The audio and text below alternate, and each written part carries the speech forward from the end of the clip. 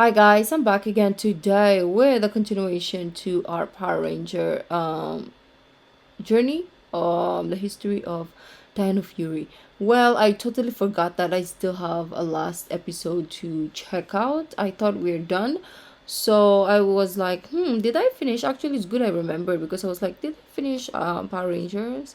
And then I checked the last episode I uploaded. We didn't. So I'm back and we're going to we're going to react to the last part. So before we start, don't forget to subscribe, click the bell button, and let's get it.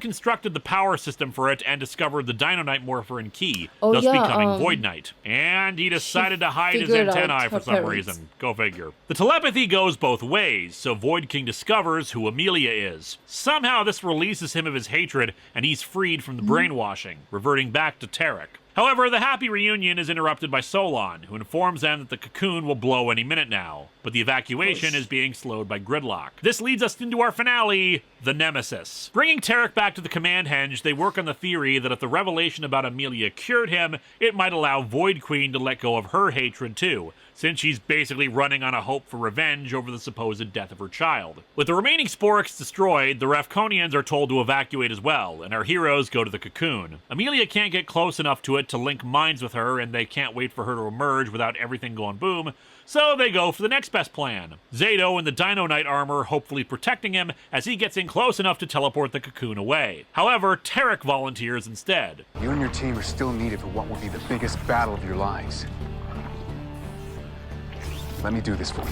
He succeeds, the cocoon safely exploding in a more deserted area. Tarek survived, but the Dino Knight Morpher is destroyed. Nearby is what Void Queen describes as the Nemesis beast. She didn't actually transform in the cocoon, instead of just creating the giant creature before them. The amalgamation of all the Sporix. That she operates like an organic Zord. The Rangers summon all their Zords, but she's still too powerful for them. The Zords get taken down, so the Rangers teleport into the sky above her and drop down, hoping to get Amelia close enough to her. This is actually a really cool ending fight, the Rangers fighting henchmen on the Nemesis itself before eventually getting knocked off. Real Shadow of the Colossus stuff right here. Amelia gets close, but is knocked away without getting close enough. With no other options, Zato elects to use the mutually assured destruction setting on the Dino Master Saber, defeating the Nemesis beast. Void Queen survives, but Amelia finally manages to grab her arm and reveal the truth to her. She lets go of her hatred. You're my mom.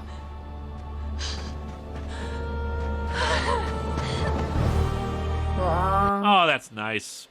Still kind of a bummer that Zato's dead, but wouldn't you know it? The king of Deus Ex Machina shows up. With the Sporix's power drained, they're able to store them safely and away from the rest of the universe. The Rangers beg the Morphin Masters to bring Zato back, but they simply say that he's part of the grid now, a piece of him forever being with them all. Mucus also survives. Somehow, crawling away from the battle. We cut to 6 months later, where the Rangers are helping the Rafkonians set up their new colony in Area 62. Centaura's pregnant with a sister for Amelia, and apparently the actress was actually pregnant in real life during this bit, so neat. Ion has set up a restaurant serving genuine Rafkonian cooking.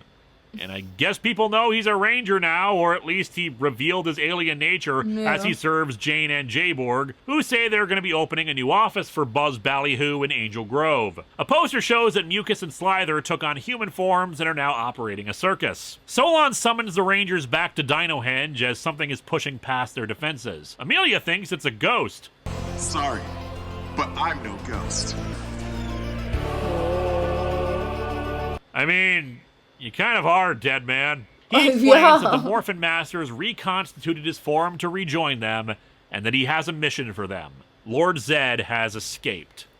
Dino Fury is a very interesting season, if a bit uneven. I think the fanbase may have overhyped it a bit. Not that it isn't a great series, it's one of the best, especially Season 2, but Season 1 is where it kind of struggled. Season 1 is actually fairly pedestrian as far as Ranger seasons go. We get plenty of good character-focus episodes, and one of the biggest strengths of the season is that indeed the character-focus episodes pay off big time, but as a result, it often feels like there isn't a lot of forward momentum with the plot. The reveal of Void Knight's motivation is the biggest piece of plot development we get in 20 episodes. Even Zed's return feels a little stilted and unimpressive given what should be a massive turning point. One of the biggest bads in the series' history coming back, yet you wouldn't necessarily get that impression watching that episode. Season 2, however, is where things really hit the ground. Centaura's development to the Void Queen, Void Knight's betrayal, the Zed arc, the finale. Just a bunch of really strong storylines that culminate in a very well-paced, well-performed, Okay, so exciting that means finale. it's good. You need Okay. Season Hits the 1 because ground, it sets the means it's stage good. for everything that comes in Season 2, but it can feel like Season 1 is a bit of a drag to get us to the good bits. Zed's return arc in Season 2 is pretty phenomenal. Like I said, it felt like in the year between Old Foes and Love-Hate, they worked out the bugs on him,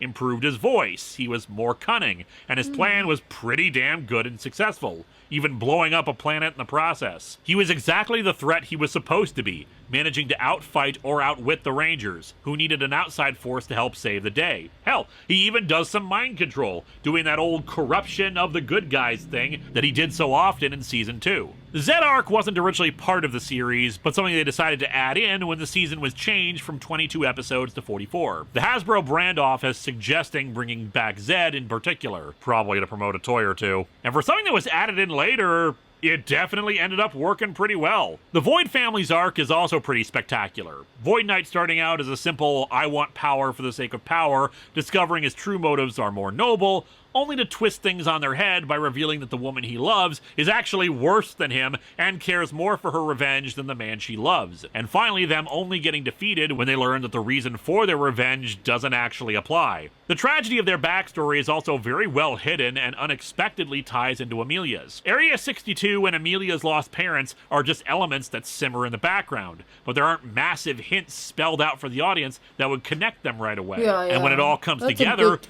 it does make sense and connects back to the plot about the storyline. Rafkonians becoming space nomads. I like how the plot of the villains is mirrored in the other Rafkonians, who only stop their evil plans when they see compassion and goodness. It's great narrative cohesion in the themes of your work. I know I've gone off on rants and ramblings about what universes everything takes place in, but it is fun to think about how a colony of Rafkonians could also help contribute to the Earth of SPD, where humanity is a part of the galactic community. And oh crap, we're 2 years away from that future at the time of this writing. We better start changing our fashion sense to match. Or maybe they'll retcon it as the dating system of the future being revised to match the rest of the universe, so 2025 to them is actually closer to 2137 or something. Oh, or wow. they'll just ignore it entirely, because why be beholden to the continuity of a series that aired 20 years ago and the target audience didn't watch it? Isn't that right, nostalgic villain from 30 years ago? Yes. I kid.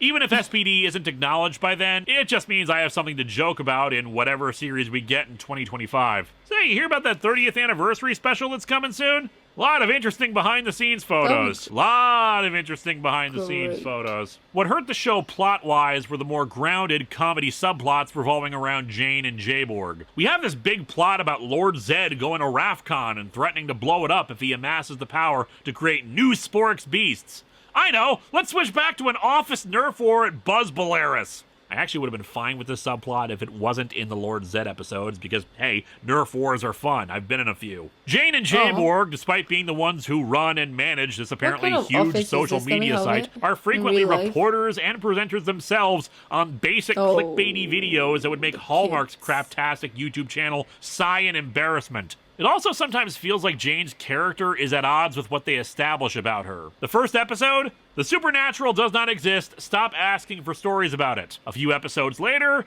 she goes to see a carnival psychic and instantly believes in it. The job of running the place is incredibly difficult and stressful, to the point that she needs a robot assistant, and then she does the jobs of other people or sends a said assistant to do those jobs. Sometimes the subplots won't actually get resolution. We have the setup for it, maybe a follow-up later, and then it's completely forgotten about. In the aforementioned psychic encounter, she is literally put on a bus and then never addressed again. Apparently this comes down to how the show is filmed. Fight scenes are handled by second unit filming and dialogue stuff done by main unit. It's consequently why the show has had less civilian fights. As Simon Bennett put it in a tweet, if the cast is filming civilian fights, there's nothing for the main unit to film other than the comedy duo stuff. But the comedy duo stuff is just not necessary. Sometimes it's funny, sometimes it feels more like fetish fuel. And as I discussed in past seasons, comedy subplots with Power Rangers tend to work better when it's assholes getting their comeuppances, not otherwise well-meaning people getting confused or screwed over through no fault of their own. I don't know, maybe I'd personally enjoy them more if the comedy was more based on wit and wordplay rather than slapstick, because while Jane and Jayborg aren't bad at what they do, Slapstick really requires a lot more work on timing setup and the physicality to make it as funny as it can be, and they're just not really that up to it, in my opinion. Now, Jane's actress, Cora Josephson, does actually possess physicality, as she's a professional tap dancer and choreographer, which they actually did incorporate into an episode once, and she posted some behind-the-scenes videos on her Instagram. But it just feels like it's not as good as it should be. Oh, and amusingly, apparently Olivia Tennant, who played Dr. K in RPM, also is a professional choreographer and planned out both the tap sequence and that weird-ass dance sequence last season from Beast Morphers. Kudos if true. Another aspect of the show that was unfortunately a bit weak was the acting for our heroes. It never gets as bad as, say, Troy in Megaforce, but Russell Curry as Zato started as not convincing and ended as only mostly convincing. There's just a chipperness to his voice that he had difficulty making sound natural. He was good in sad, emotional moments, but in casual conversation, he sounded awkward. That might be the idea, what with him being an alien separate from humanity, but it just came across as stilted. Jordan Fights Ion also just had this kind of weird whispery tone to his voice that I personally found annoying. I was going to say Hunter Dino and Chance Perez as Amelia and Javi respectively were also a bit flat, but honestly they were pretty good too, when the writers gave them a chance to have some variety in the emotions they needed to convey. Whenever Amelia's heart sank, you could see it in her face. Let me tell you something though. Kai Moya as Ollie was good, but Tessa Rao as Izzy was phenomenal. She's the second youngest of the cast after Jordan Fight, though obviously played the youngest, the only character who was still in high school. But she was very clearly the most talented actress among the group, always sounding natural, making every line convincing, and portraying a wide range of emotions. Just an honest-to-God great find for the show. Our other secondary cast included, of course, Ollie's mom, who did good with her material, but the more recurring character was Ranger Garcia. Garcia was apparently originally written to be a sheriff, but the Black Lives Matter movement was at its most prominence at the time of writing and filming, causing them to realize maybe we shouldn't have a cop as a supporting character right now. Unfortunately, the end result is that the law enforcement hierarchy of this town is confusing, because we do see actual cops, and they apparently report to the park warden. Don't screw with the DNR in this town, people. They hold all the cards. He also possesses an arc, starting off as a standard aggressive parental figure, both for living vicariously through his daughter's accomplishments and being judgmental of his son's seeming aimlessness in life post-high school. He does become fully supportive of Javi once it's clear that him becoming more versed in multiple instruments is not something he's doing for funsies, but because it legitimately builds his skills as a musician. That being said, Garcia was still a major asshole when he took his son's keytar, which he spent his own money on, not his dad's, and says he'll return it because Javi just buys instruments to try. That being said, he does not completely shed himself of the living vicariously thing, as he takes photos of himself with his son's trophy at the end of The Copycat. Ion's story boils down to ego. He's overconfident, sure of himself, and expresses a lot of selfishness in his actions and activities. Not only is his re-emergence into the present day about being told by a godlike figure that he's essentially a chosen one, the guy who will stop Lord Zed, but thanks to him being the one who objected to the Sporix plan while Zato embraced it, that he is a better leader. Time and again we see him wanting the spotlight and prestige of being the leader or benefits of his actions, but needs to be taken down a peg and reminded that you do the right thing because it's the right thing.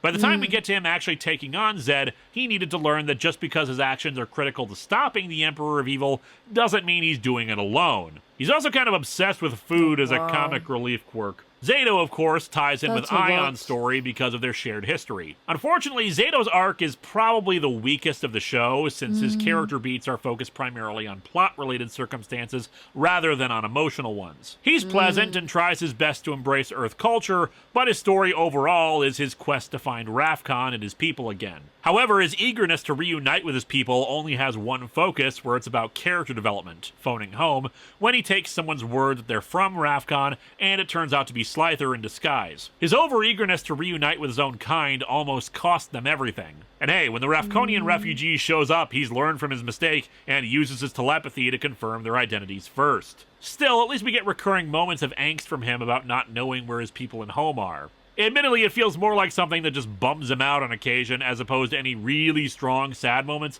but it's at least something that they come back to more than once. Honestly, I feel like we should have also had more time to focus on Zato and Ion having survivor's guilt. It's kind of brought up in Waking Nightmare, where they have to fight phantoms of their past teammates, but there's nothing that angsty about the situation, and it isn't dwelled on. Javi's arc ties into his father most. He's a musician, liking to try out multiple instruments, and yet can't seem to settle on a single one. That annoys his father most, that he comes across as directionless and not doing anything with his life. Still, that relationship comes to a head in Jam Session, where Garcia expects his son to show up and support him when he's receiving a medal, but instead he ends up getting recruited to perform in a band. Garcia is pissed about him not showing up to support him, but Javi turns it around and points out that his father refuses to support him in his activities. Still, once the warden sees what he was doing, he realizes that his son was right and supports him in his music career. And hey, it's what he wanted out of Javi. He wasn't against him playing music, he just wanted to settle on something and go with it. But that gets turned around as well. In The Copycat, a disgraced singer plagiarizes one of Javi's songs for a contest at Buzz Belladonna,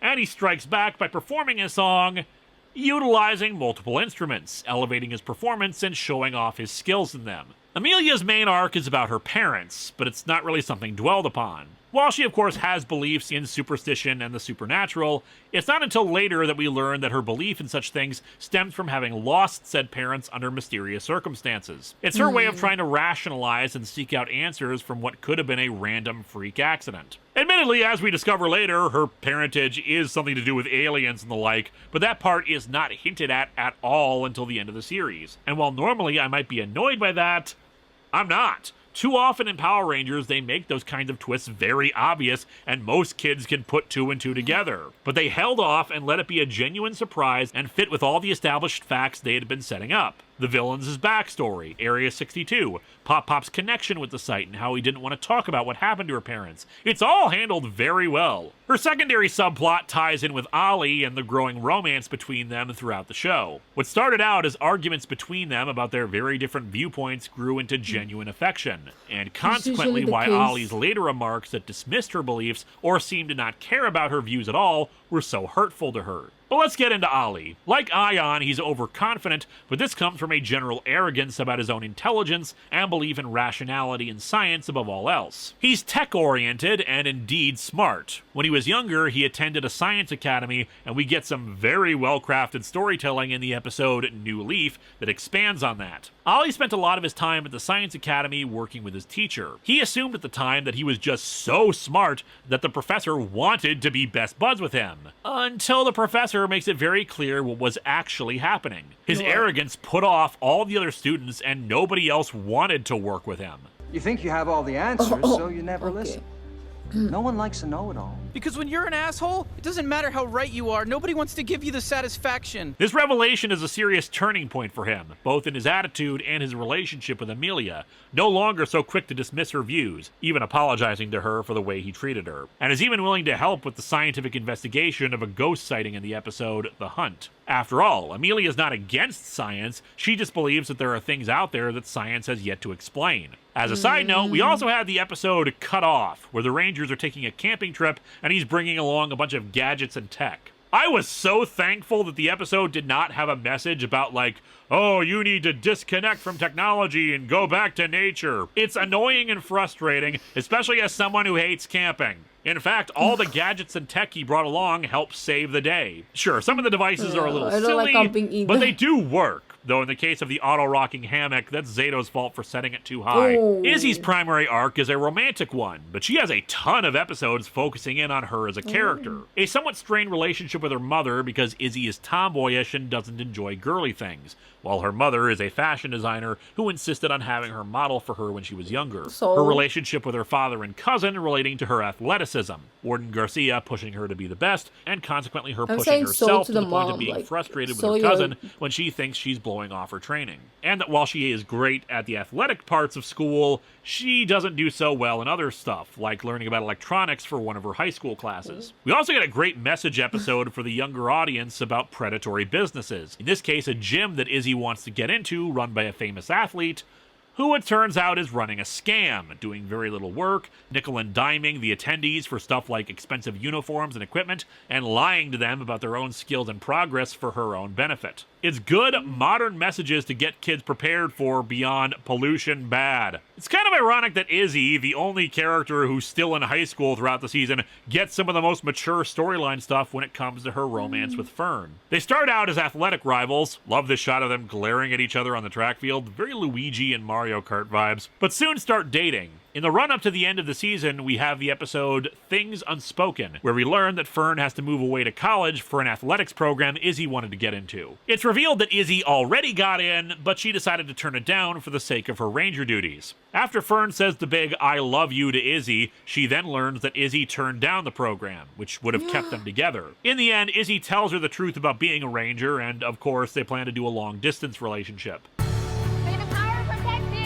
God damn, people. I melted into a puddle from that moment. Oh, and by the way, Izzy and Fern, first on-screen kiss between a couple in 25 goddamn years. Not really anything I can say about Solon. She kind of serves as a quasi-mentor role a couple of times, in particular advising Amelia on how to get over her belief in bad luck and superstition strikes, but otherwise she was more the alpha of the season, with the team not really having an official mentor. Dino Fury is a great season. A bit overblown by the fan base in my opinion, but definitely worth a watch, especially in Season 2. This was a good team with good villains, interesting character dynamics, and a lot of enjoyable lore drops. But for the first time in a very long time, we're not done with this team. We'll see how our heroes continue their journey, the 30th anniversary of Power Rangers, and what Zed has in store for them next time in Power Rangers Cosmic Fury. Oh. Okay. So I think this is the most recent one, right? If I'm not mistaken. Hey, we need help. I can see that. Okay. This is really fascinating. I would have never guessed in my entire life that Power Rangers will continue, but I'm glad they do, right? I'm really glad that they do, because kids, what are kids gonna do without? I don't even think kids watch this. I feel like it's more of us now, the adults. But anyways, let me know which one is your favorite Ranger era, if that's the term. And if you like this video, don't forget to give this video a thumbs up, subscribe. I'll see you guys in the next video. Bye.